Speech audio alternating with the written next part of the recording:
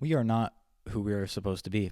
When you're born in this world full of stuff that is needed to survive, we can't deny that stuff is needed to survive in this world. We need to kill other animals for food, and we need to either take or build shelter to protect ourselves from the environment. This is how we have survived for generations and generations, and it's just the simple, normal truth. What is not normal is having massive amounts of animals all put into cramped spaces, having horrible living conditions to the point where they live in their own feces, high stress environments, and worst of all, they're killed as soon as they're used for products. Also not normal is a single human having such massive houses capable of someone's whole family, their cousins, aunts, and uncles, and maybe the whole neighborhood, if you see some of these houses that I'm talking about, living in them. We have become such a virus to the place that has given us everything to live for so long. And why?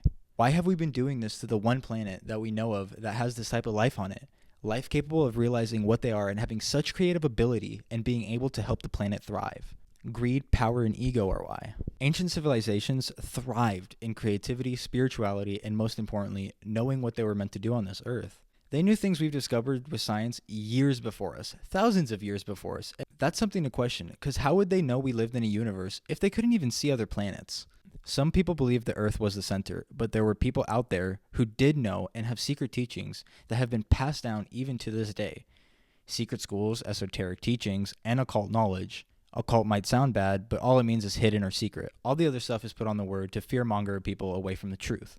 But all this knowledge is still here for us, but we have lived such different lives through the generations and lost our way. We have been taught certain ways of thinking that even if I was to show you, or someone else was to show you these true things, you would probably say they're crazy or like a mushroom head. I like to think of it as a game of telephone that we've been playing for generations, and at some point we either got lazy or someone who had bad intentions mixed one word, then another one, then another one. You see the point. And now we have a whole new sentence that has no resemblance to the original, and that sentence has been changed probably hundreds of thousands of times throughout the years. Now language can die out, change, and most importantly, be misused very easily to make people do or think certain ways. Ancients knew this, and this is why we have so much art from archaeological sites. Symbols, patterns, and imagery can be found all across the world.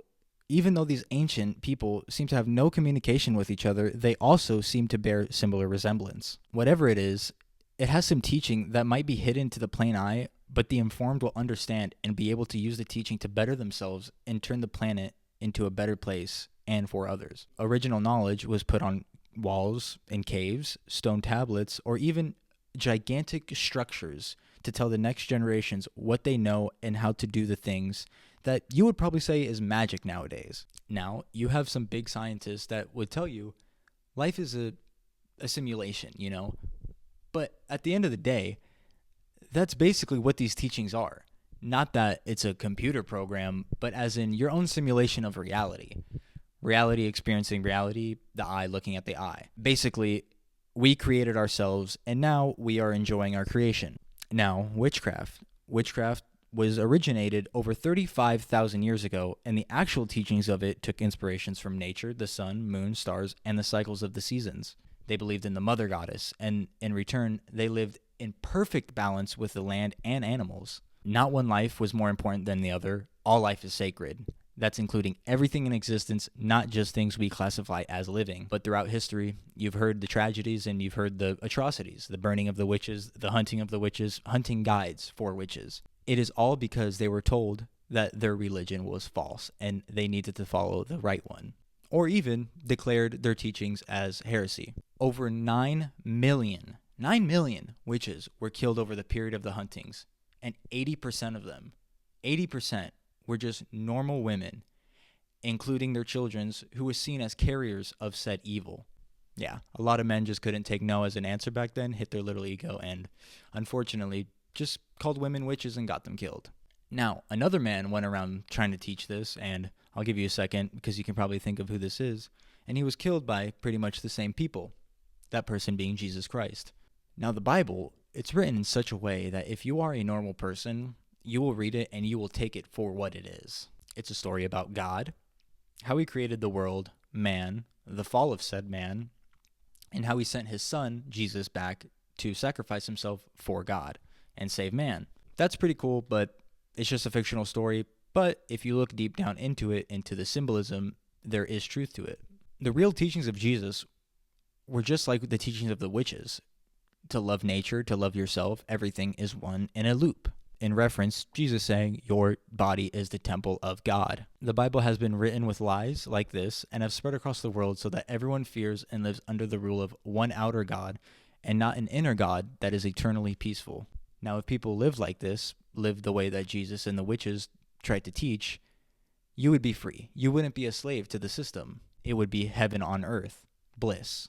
Now, the big question, like any other story of a group of people or just a single person believing in something that is either casted away or even worse, because you've heard about it, put to death for it. Now, why doesn't that spark a question in everyone's head? A big question of, if they are so wrong about it, why are they silenced or even put to death for it? To me, it seems like there's a reason you don't want people to know these teachings, because you don't just go killing people for telling you to be happy and to live your life happy and to be kind to other people. You do not do that. The only reason you do that is if you want to hide the truth and the plans behind what is actually going on and what you actually see human beings as. Working machines that will do what they are told and when to do it. And this will continue until we collapse, until humans go extinct. Now, the world won't just end, the earth will still be here, but humans will unfortunately be massively wiped out again, and so will knowledge. And the further we advance in this way, we'll only continue to that period. And not only that, it will completely wipe the information and the knowledge that we not only have gained back, but the information and knowledge that we have learned throughout our generations of living. Now, it's up to I. It's up to us. And I mean I as in the one. Really, everyone needs to do this.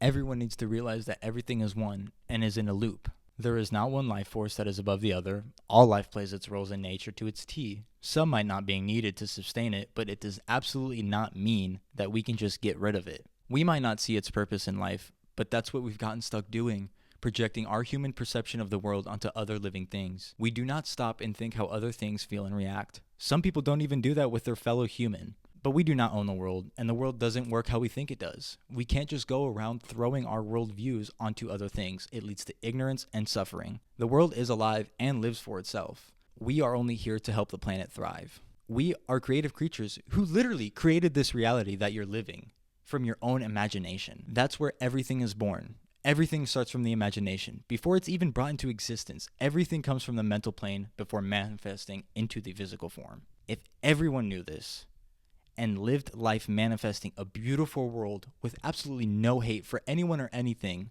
we can truly live the lives that we were made to. We are the creators, not destroyers, and everyone has light within them, and they can only be the ones to make it shine brighter. Be more creative, help more people instead of dividing. Be who we are meant to be and not who we are right now. Thank you.